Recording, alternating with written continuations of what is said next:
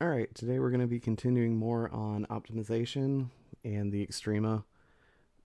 So we're going to do absolute and relative mins a little bit more, and we're going to do just some examples and kind of explore it.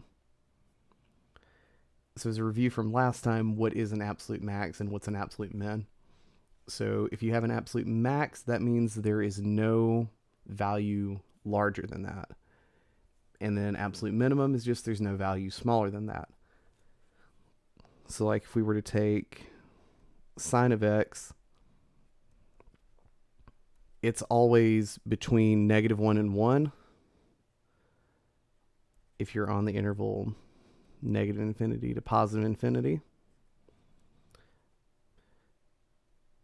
And so we have an absolute minimum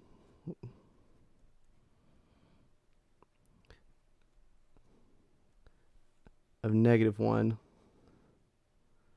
and an absolute maximum of +1.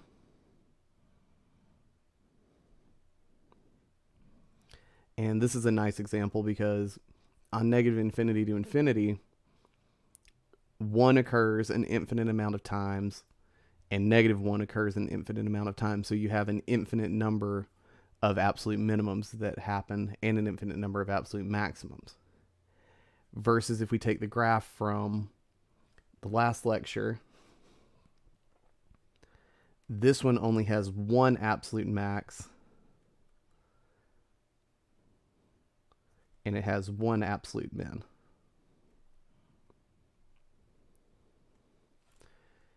But if you look at these points, and by these points I mean, so take the endpoints, these are relative maxes. And if you take these interior points, or this particular interior point, it would also be an absolute max, or a relative maximum. And even the absolute max is also a relative one. And then these low points here with the purple, these, including our absolute minimum, these would also be relative minimums. So there are cases where you can have cases where you have an infinite number of absolute maxes and mins. It could be finite, but in this case, this is an example where you have just one absolute max, just one absolute min, and you also have that there's a lot of relative maxes and mins throughout. And notice this is also a finite interval, so this is from 4.5 to 0.5. Now, if you cut off sine of x into a finite interval, you might change the absolute max and min. So if you create an interval where sine never equals 1 or -1, then you've changed what the absolute max and min are of that particular interval for sine. And then the extreme value theorem. This was important because it told you if the function was continuous on a closed interval, then you got both an absolute max and an absolute min in that interval. Now that could be that it's on the endpoints, it could be an interior point, but the takeaway is it could be, or you're always guaranteed as long as it's continuous on a closed interval. And it only has to be continuous, doesn't have to be differentiable. So this one's actually a very relaxed theorem compared to you need the stronger part of differentiability. Now, if you know it's differentiable, then you can also just go ahead and say it's continuous. So there's just some stronger, stronger is the typical word that's used where if it's differentiable, you have a bit more knowledge about it. So you say if the theorem would be stronger if you could use that it was always differentiable. So this is technically a weaker theorem because it only has to be continuous on a closed interval.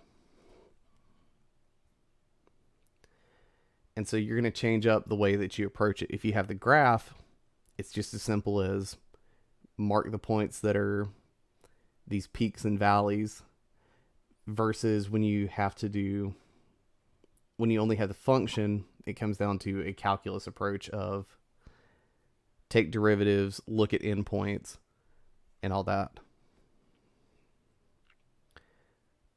So notice I want to go back and reiterate. These theorems, an absolute max and an absolute min, are for all x in the domain. There's not a value larger or smaller. Then the local max and the local min are for all x in some open interval. So this is saying that it's the largest in a smaller interval. So if you look below at this graph, we have an absolute minimum here. It's on an endpoint, and it would also be a local minimum. But as you travel it, notice derivative is equal to 0. So for this one, f prime of x equals 0. Then we come down here, we get another local minimum. So f prime of x is also equal to 0 here. But notice at our absolute maximum, we create a cusp, but there's still a maximum here. So this is where f prime of x is undefined.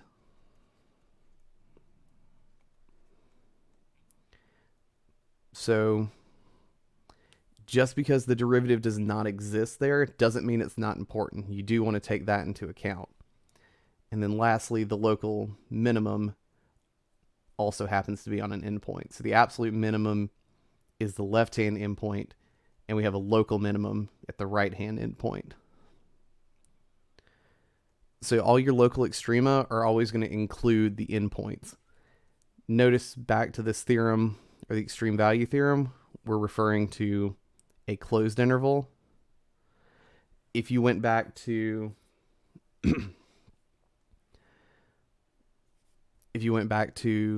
the one example where we had, I believe it was y equals x from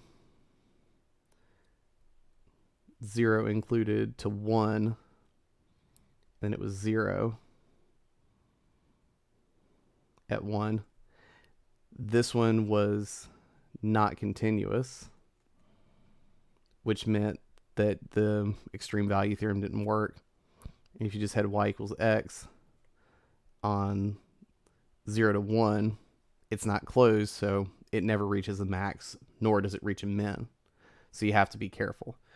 The piecewise function does not have a maximum, because you can just get infinitely close, or you can just get close to 1 as possible, but you're never going to actually attain it.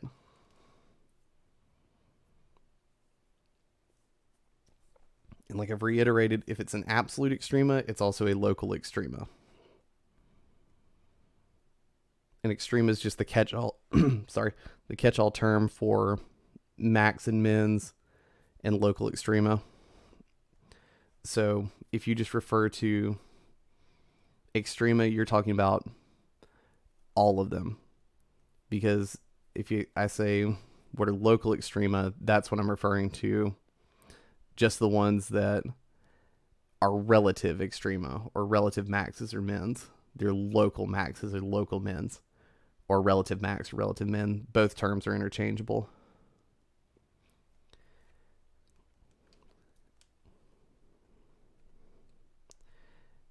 So theorem 1 was our extreme value theorem, which guaranteed our solutions. And then theorem 2 is a first derivative theorem for local extrema. So if f has a local max or min value at an interior point of its domain, and f prime is defined at that point, then the derivative at that point is 0. which is the nice way of saying that if the function's differentiable in the interval or at the point where an extrema occurs, then the derivative has to be defined there. So you take a look at your secant slopes. They go from positive to 0. So they're positive on this side. It looks like I wrote it on the red line. So these are all positive. And then we hit 0. And then they become negative as you continue on. So this is kind of, you're looking at where does it go from increasing to decreasing, or decreasing to increasing. So notice it says that if the derivative is defined, look at the absolute maximum back on this example. Absolute max is not defined, or its derivative is not defined. The function's continuous, but the derivative's not defined there. So theorem 2 just says if it's differentiable at a point where an extrema occurs, then the derivative has to be 0 at that point. Now a critical point, which we'll abbreviate a lot of times, is just CP. It's an interior point of the domain function where the derivative is 0 or undefined. So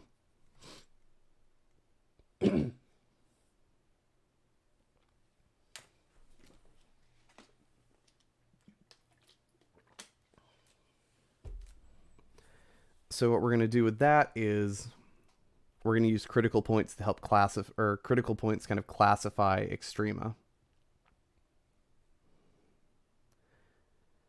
So, or they help us to identify where extrema can occur. So our steps are pretty simple. Find all your critical points, which means take the derivative. So find all critical points. This means find f prime of x and where it equals 0 and is undefined.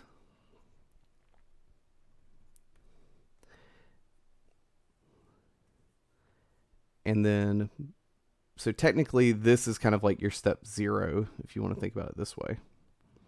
Find f prime and where it's equal to 0 and undefined. And then you evaluate at all the critical points and the endpoints. So these are going to be your x values. So you have to find your x values to then find your y values. And then if you're wanting to find the absolute, you just say what's the largest, what's the smallest, and then you go from there.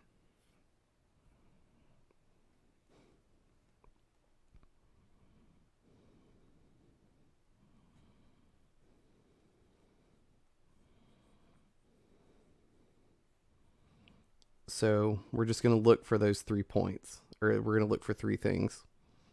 Where is f prime equal to 0? Where is it undefined? And then technically we don't have to look for the endpoints. We just have to evaluate them because we're going to be given our endpoints.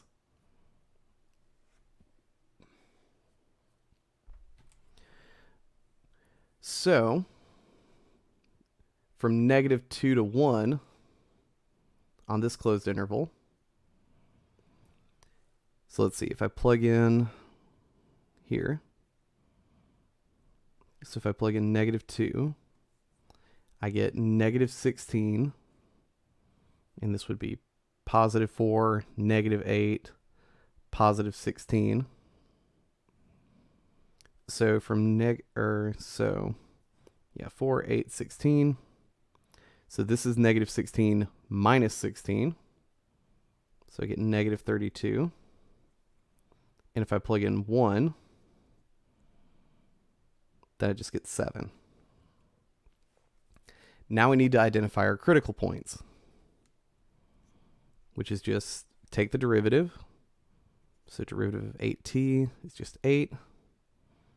Derivative of t to the fourth is 4t cubed. And then we set that equal to 0. So if I subtract 8 and then divide by -4, I'm going to get t cubed equals positive 2. So that means t is equal to the cube root of 2. So cube root of 2 is, I think, like 1.4-ish. I'll double check because I don't want to be 100% wrong on that. I know it's at least 1.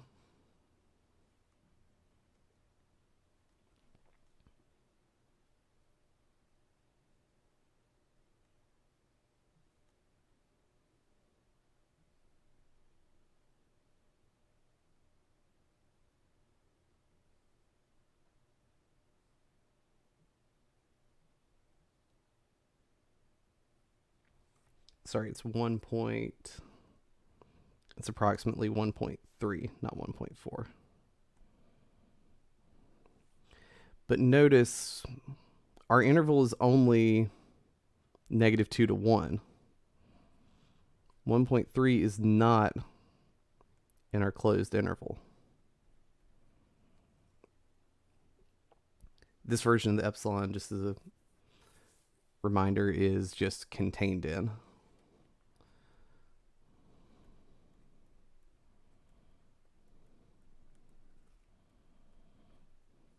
So 1.3 is not in our interval -2 to 1 or to 1.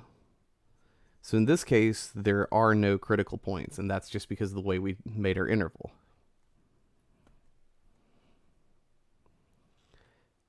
So as you can see, here's -2, -32. This is definitely,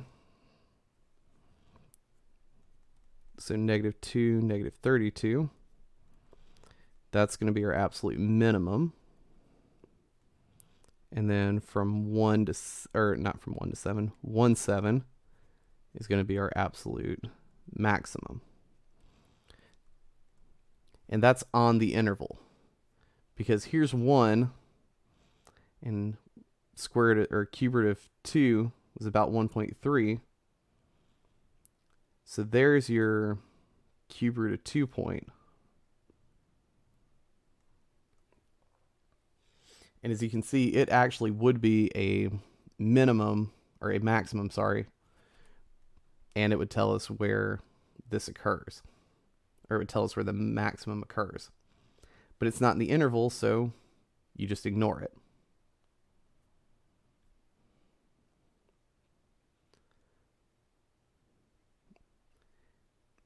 So on our interval, this is kind of interesting. On our interval, this derivative is always increasing.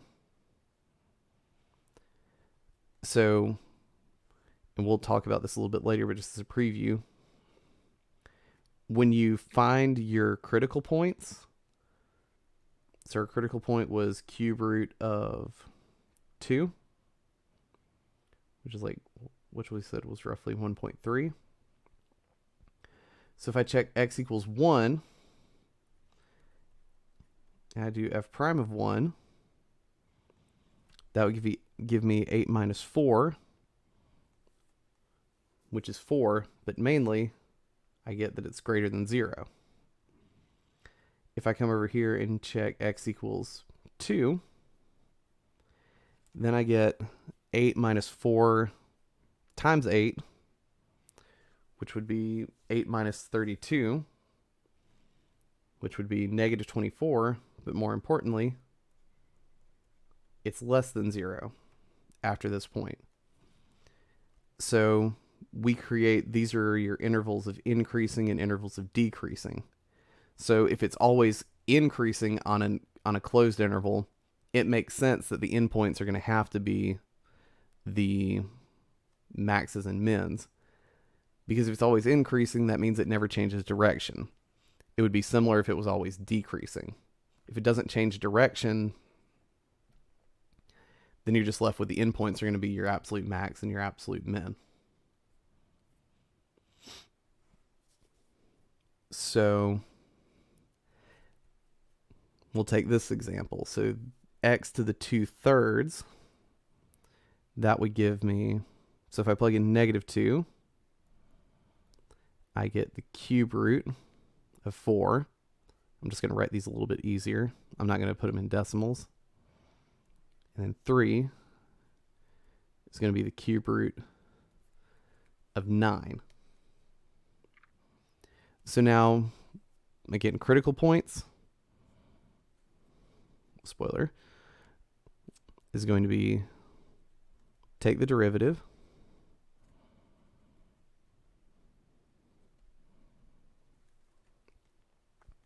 so y equals, or y prime is going to be equal to, so bring down the 2/3, and 2/3 minus 1 is -1/3. So we have 2/3 times the cube root of x is equal to 0.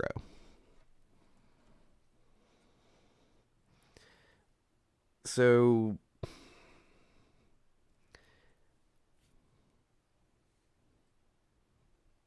the thing is, though,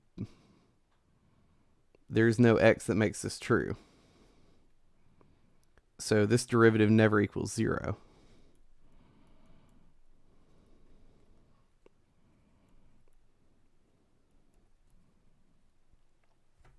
However, where's the derivative undefined? So if we have 2/3 cube roots of x, that's going to be undefined whenever we plug in 0 for x.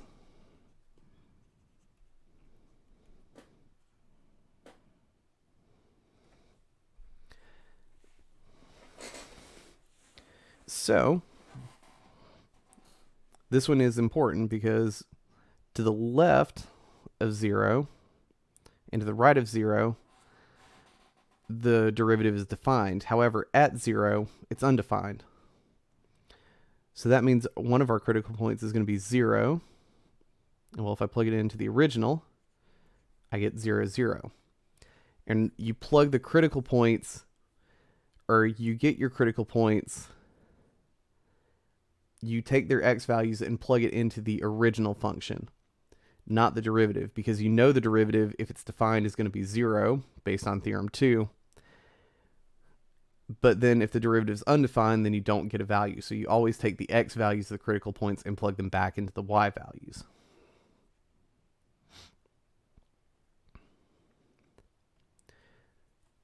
So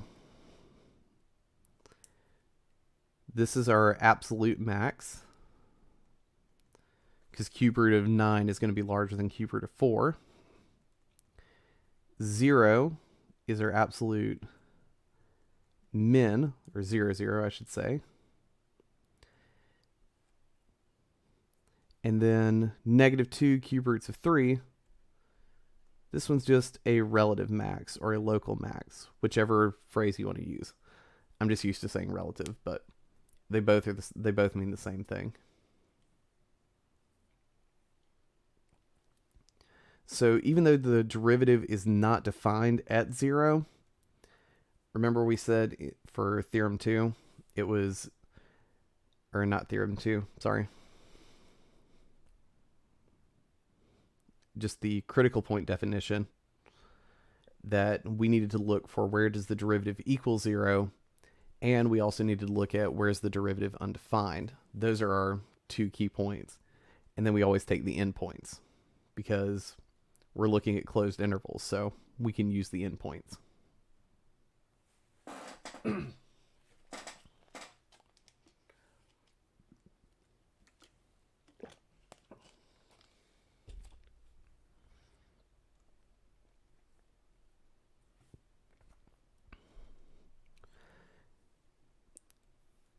And so, kind of like before, well, instead of drawing a solid line, since technically the derivative would be undefined here, let me draw a dashed line, same way we would do a vertical asymptote. And if I said x was equal to -1, then we get that our derivative is less than 0. If I plug in +1, we would get that our derivative is greater than 0, which that reflects over here. Decreases from -2 to 0, and then increases from 0 to +3. Now, if we had the rest of the graph, you would see that this is decreasing technically from -infinity to 0, and then this is increasing from 0 to infinity. So these points where it's undefined and the points where it's undefined and also the derivative is equal to 0, those are going to always be very important points. So I'm not going to calculate the x value or the y values for this one to start with. I'm just going to identify our endpoints are -3 and +1. I can do 1 at least. So we'd get 1 plus 2 minus 2, which would just give us 1. Now when we find our critical points, we'll take the derivative. So y prime is going to equal 4x to the third plus 6x squared minus 4x. And then we're going to set that equal to 0. So first thing you want to do, I don't want to deal with that, so let's just factor out a 2x. And then that leaves us with 2x squared plus 6x minus 2 is equal to 0. So now,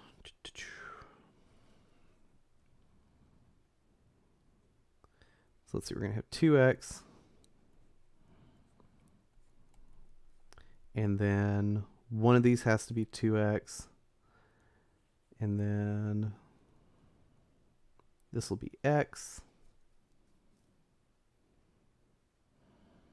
And so now, what do I need to switch around so this works? Oh, well, it helps if when I factor out values, I change this. So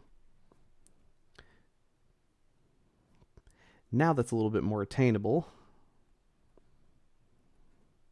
because now I can make this correct, and I get, yeah, because 2x times 2 would give me 4x minus 1x, which would give me positive 3x. Okay, now we're good. This means then that x is equal to 0, positive 1/2, and -2, because we've just set each individual things that equal to 0. So then we go back to our equation. So then I'm going to get 0, 0. That one's easy. Just to make sure I don't do anything stupid.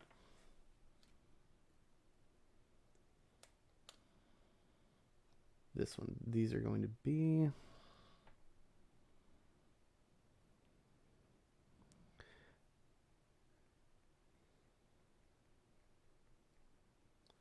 so 1/2 to the 4th plus 2 times 1/8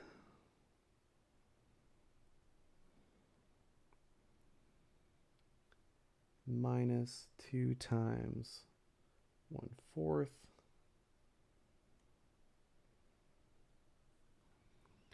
which is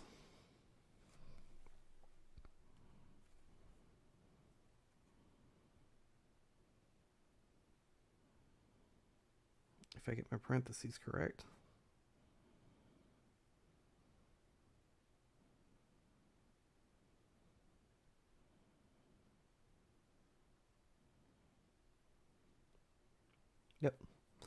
So this is 1/2 or 0.5, and then negative 0.1875. And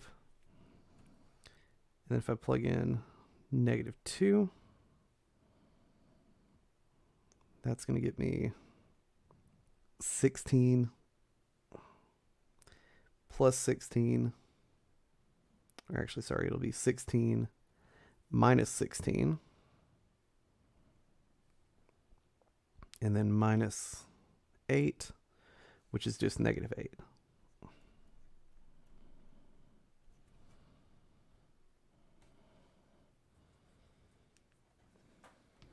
And just taking a look, everything that looks pretty close to correct. So I'll plug in -3 as well. So that's going to be 81 plus 2 times -27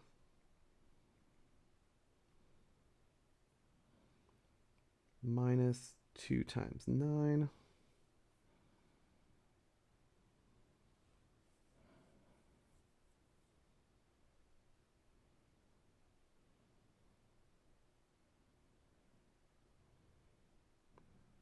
which should be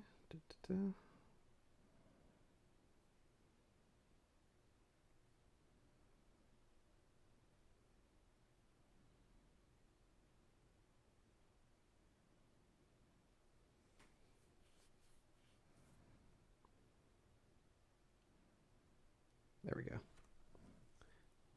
So just +9, which as you can see, doesn't quite hit that.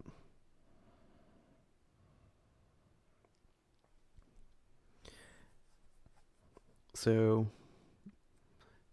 then, like we said before, we just have to identify where our values are, or what our absolute maxes and absolute mins are. So we just have to find what's the largest y value and what's the smallest y value.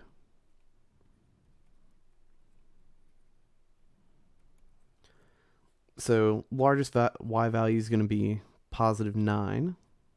So -39 is our absolute max. And then -2, -8 is going to be our absolute min.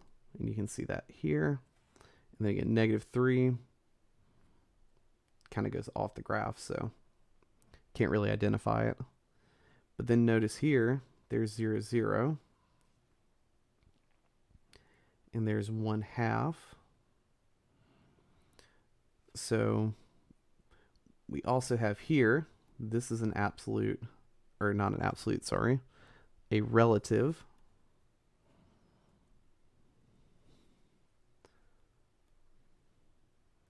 maximum. And you can always tell a maximum because it goes from increasing to decreasing. So positive slope to negative slope. And then a relative minimum because it goes from decreasing to increasing. And then also at the point 1, 1, which is our endpoint, this is going to also be a relative max. And notice how they alternate. Here's our absolute minimum, and somewhere up here is going to be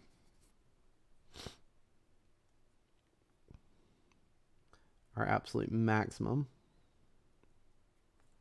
But notice it goes max, min, max, min, max. Because you go from, if you're at a maximum and then you start to decrease and then increase, you're going to have to hit a minimum. You don't go maximum to maximum, because if that was the case, well, then you can't really have two things claiming to be the maximum on an interval. That'd be like saying this increases and then here the slope was 0, so it went from increasing to increasing. You wouldn't say this was a maximum.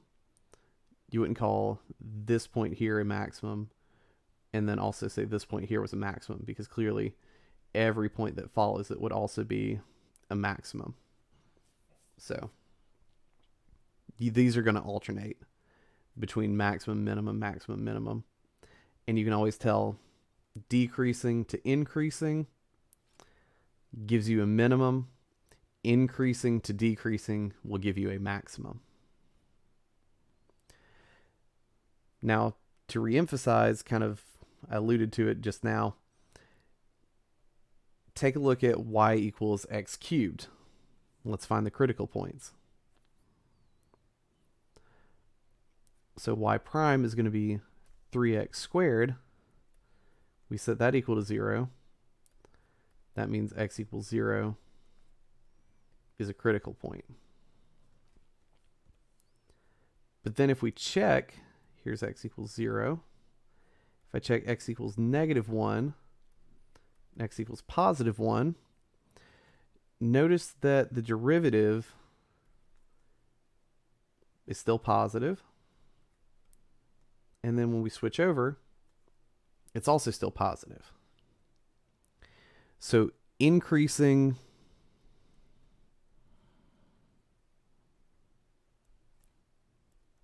zero and then increasing. Increasing to increasing does not mean, what's the best way to put it? Increasing to increasing does not mean a maximum. And decreasing to decreasing does not mean a minimum. Then take a look at y equals the cube root of x. If we take this derivative, we get, remember this is the same as x to the 1/3. We get 1/3 x to the -2/3.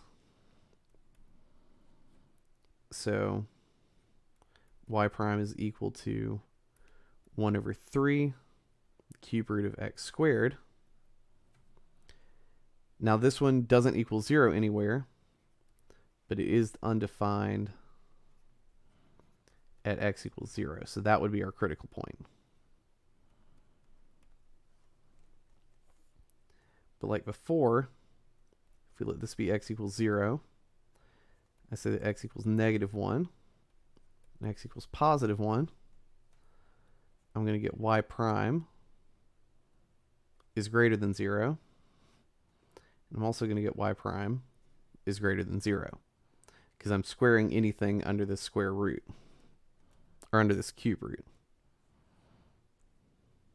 And again, I should make this a dotted line because it's undefined there. So notice this one though, it's increasing, and then it's undefined derivative, and then it goes right back to increasing. So if you end up with increasing to increasing or decreasing to decreasing, is it a critical point? Yes. But is it always an extrema? No. That's where you have to be careful. Any critical point won't always be an extrema. It's one of those, it works one way but not the other. All of your extrema will be critical points, but not all of your critical points may necessarily be extrema. So just be careful of that. You always need to check, does it go increasing to increasing, increasing to decreasing, things like that. And so we're going to jump over a little bit.